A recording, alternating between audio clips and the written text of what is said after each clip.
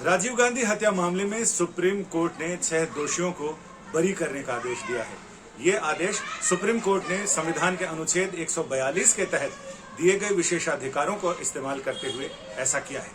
Supreme court ने इससे पहले पैराबिलियन जो राजीव गांधी हत्याकांड में ही दोषी थे उन्हें रिहा करने का आदेश दिया था और अब उसी आदेश को बाकी इन सारे 6 लोगों के लिए भी कोर्ट ने इस्तेमाल किया है, यानी ये 6 लोग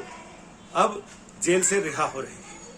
हालांकि कांग्रेस ने ऐलान किया है कि प्रियंका गांधी इस मामले में एक रिव्यू पिटीशन दाखिल करने वाली हैं, लेकिन फिलहाल हम बात करते हैं संविधान में और कानूनी प्रक्रिया में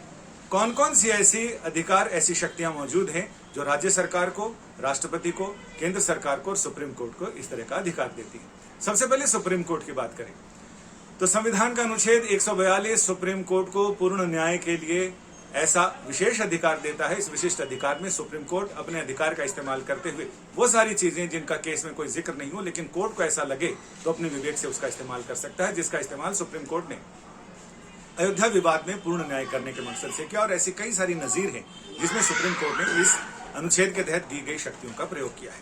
अब हम बात करें राज्यपाल और राज्य सरकार। राज्य सरकार को ये अधिकार सीआरपीसी की धारा 432 के तहत मिलता है, जिसमें अपने विवेक का इस्तेमाल करते हुए या फिर संविधान के अनुच्छेद 161 में ऐसा प्रावधान किया गया है कि राज्यपाल किसी को समय से पहले उसकी सजा माफ कर सकते हैं, उसे रिहाई का आदेश दे सकते हैं, क्षमादान का अधिकार है। लेकिन राज्यपाल के लिए बंदिश है कि वो राज्य के मंत्रिमंडल उसकी सिफारिश के अनुसार ही वो काम करता है, उसकी सलाह के अनुसार काम करता है। इस मामले में भी यही था कि जयललिता सरकार ने 2018 में जो कैबिनेट की सिफारिश की थी इनकी रिहाई की, राज्यपाल ने उसे ये कहते हुए कि ये हमारे अधिकार क्षेत्र में नहीं है, उन्होंने राष्ट्रपति के पास भेज दिया और तब से मामला 4 साल से लंबित था। सुप्रीम कोर्ट ने अपने अधिकार का इस्तेमाल करते हुए ये कहा कि जब राज्यपाल ने अपनी शक्तियों का इस्तेमाल नहीं किया तो हमें अपनी शक्तियों का इस्तेमाल करना पड़ रहा है। इसके साथ ही केंद्र सरकार,